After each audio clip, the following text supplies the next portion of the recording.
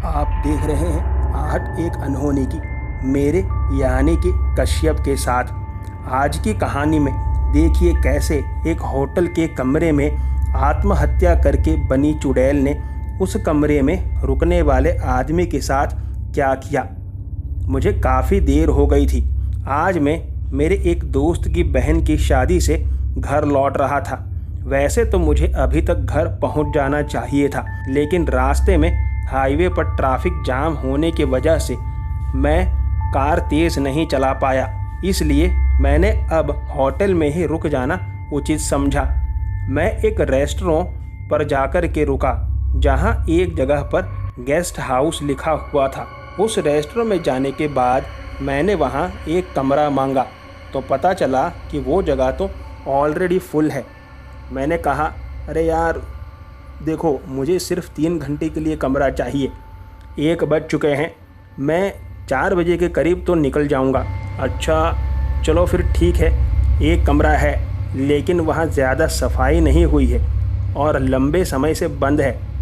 उस मैनेजर ने कहा, बेड तो है ना, और पानी आता है या नहीं? मैंने पूछा। हाँ वो सब कुछ तो है, लेकिन वो कमरा रूहानी है। उसने कहा, रूहानी मतलब? मैं कुछ समझा नहीं। मतलब उसमें भूत प्रेत जैसा कुछ है? अरे यार ये सब छोड़ो, भूत प्रेत क्या एक कमरे में ही रहते हैं? उसको आना होगा तो क्या बाहर नहीं आ सकता? तुम मुझे चाबी दे दो, मैं वहाँ रुकूंगा। रूम की सफाई करा दो। सर आपको सफाई वाले को साथ ले जाना होगा, वहाँ कोई अकेला नहीं जाएगा। मैंने कहा ठीक है, भेजो किसी को। और मैं उस कमरे में गया।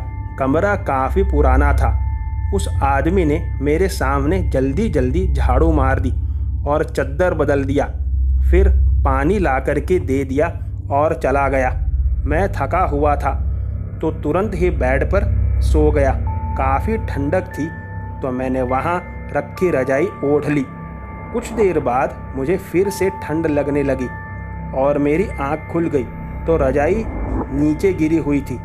मैंने फिर से रजाई उठाई और ओढ़ ली। रजाई फिर से कुछ देर बाद नीचे गिरी थी और मैं ठंड में ठिठुर रहा था। मैंने अब की बार रजाई कस के ओढ़ ली और अपने हाथों से दबा कर रखी। अब मुझे एहसास हो रहा था कि कोई रजाई खींच रहा है। जब मैंने रजाई नहीं छोड़ी तो कुछ देर तक सब शांत रहा। फिर उसने रजाई इतनी ज़ोर से खींचकर फेंकी जिससे मैं भी रजाई के साथ ही बिस्तर से नीचे गिर गया। अब मैं काफ़ी डर चुका था। मैंने टाइम देखा तो रात के 2:30 बज रहे थे। मैंने कमरा छोड़ देना ही गनीमत समझा और मैं वहाँ से जाने के लिए आगे बढ़ा। तभी किसी ने मेरे बाल पीछे से पकड़कर मुझे ज़मीन पर पटक दिया।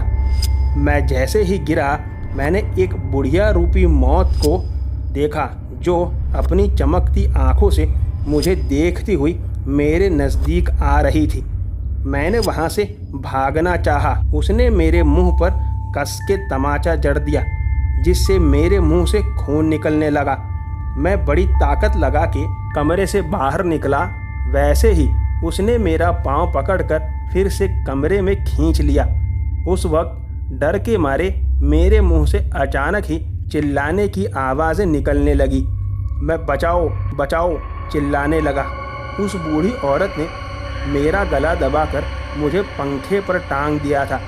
तभी होटल स्टाफ के 4-5 लोग कमरा खोलकर अंदर आ गए और मुझे उतार लिया। मुझे वो लोग तुरंत बाहर लेकर के गए।